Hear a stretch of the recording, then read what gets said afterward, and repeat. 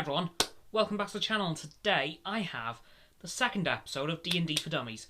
And as I mentioned in last week's episode, this episode will be on the all-important character sheet, as seen, boom, right here. Yep. Okay, now, there are so many sections to this character sheet, so we've got a lot to cover in this episode, but I'm just going to try and whiz through them as quickly as I can. So, let's start with the top row, shall we? So, this bit. Okay, character name. That's pretty self-explanatory. You just put in the character name that you've chosen for your character in that little box. Moving along, class and level. Now, all you need to do here is write down your class. So, for example, rogue, bard, barbarian, and your character level. So that'll be 1, 2, 3, 4, 5. Now, ask your DM what level you're starting at, because pretty much all DMs start from level 1, but some may choose to start you from like level 3, level 2, some maybe even 5, but just check with your DM and write that down next to your class. Words to the wise as well. Use pencils or erasable pens, because mainly for your level, you're going to be rubbing out and replacing a lot, so you will obviously have to rewrite every time. So from 1 to 2, 3 to 4. So yeah, use pencils for character sheets, for the love of God, or erasable pens. Anyway, race. Your character's race. So what species they are. So all you need to do in that little box there is write down what race they are. So human, dragonborn, orc, half-orc, elf, tiefling, that sort of thing. Background. This is what your character's background is. So like farmer, soldier, medic, healer, that sort of thing. So yeah, that sort of thing you're dealing with there. Alignments. Now, you'll probably know this, because if you're on the internet, you'll have probably seen the character alignment chart. And that's what this is.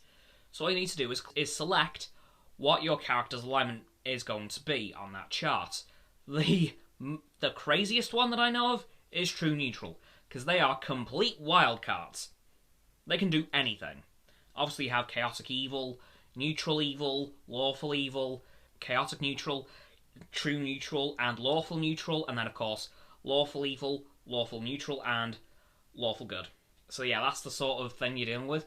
Just pick that and write that above the word alignments. Player name. That's also pretty self-explanatory, I think. Just write down your name if you want to. You don't have to. If you want to write it down for the sake of your DM, do so. Experience points. Now, this will tell you what XP gap you are to your next level. So, pretty much, it works the same as it does in video games. XP points, really. Anyway, your stats. AKA, strength, dexterity, constitution, intelligence, wisdom, and charisma. Now, how you get these is by rolling either 4d6, or the 6-sided dice at once, or rolling 1d6 4 times and subtracting the lowest number. So, say you got, I don't know, a 4, a 6, 6, and a 1. First of all, you're very lucky. And second of all, once you've got that, you subtract the lowest number, which in this case is the 1, and you end up with 16. So, that is one of your stats. Then you repeat that process 6 times until you have all 6. Now, certain classes and races have bonuses for each stat. I will cover those in videos for those classes and races. You'll have to wait for that, I'm afraid. Sorry.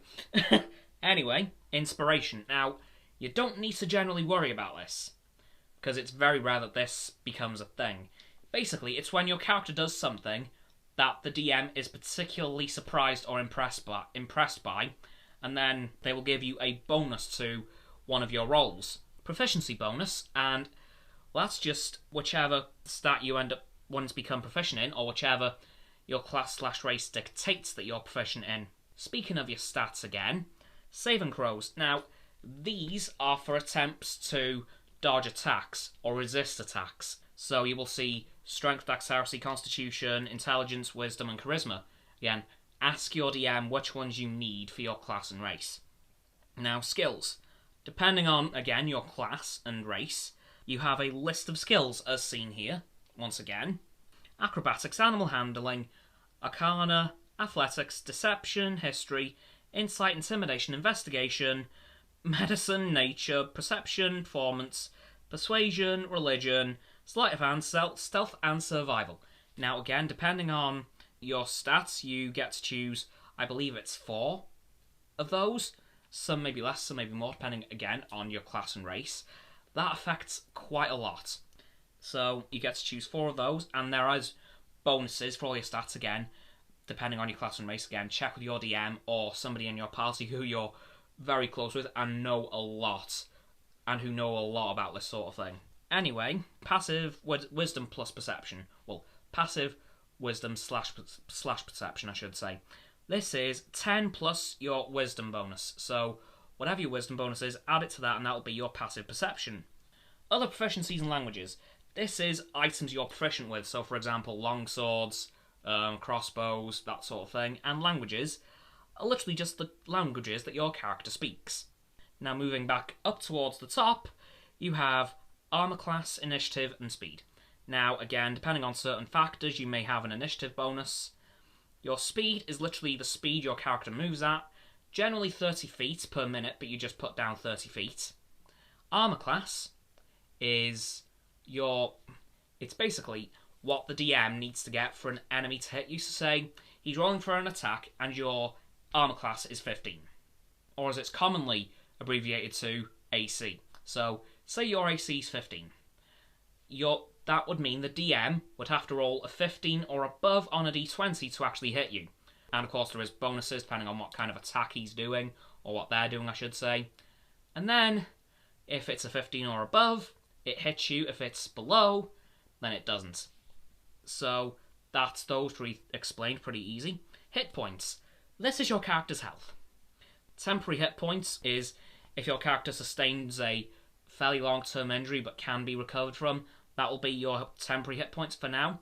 And of course, those hit points can go down if you get attacked. Hit dice. I believe that is literally just stating what your hit... Well, if you remember from last episode, I talked about the classes and their different hit dice, so that's what this is. That's for that. Death saves.